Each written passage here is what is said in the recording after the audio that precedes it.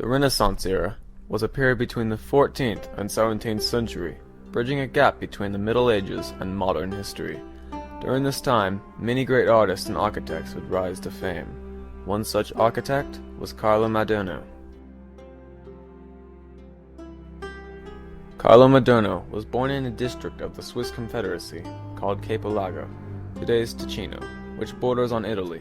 He initially worked in the marble quarries before moving to Rome in 1588 to assist his uncle.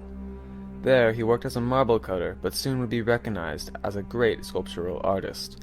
His fine workmanship in the Baroque facade would create many opportunities to show his creativity.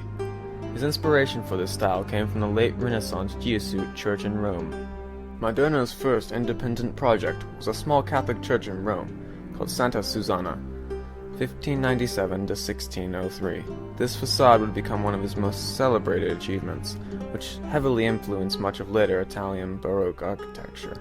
This design featured a sense of movement and directed the eye towards the central focal point of the facade, creating a lively visual interplay between the two levels. This was also one of the most elaborate structures throughout his career. Shortly after completing the facade of Santa Susanna, Maderno was commissioned to design the body of a small church called Santa Maria del Vittoria, 1608 to 1612. It was similar in design to the first facade, but lacked the sense of depth the first church displayed.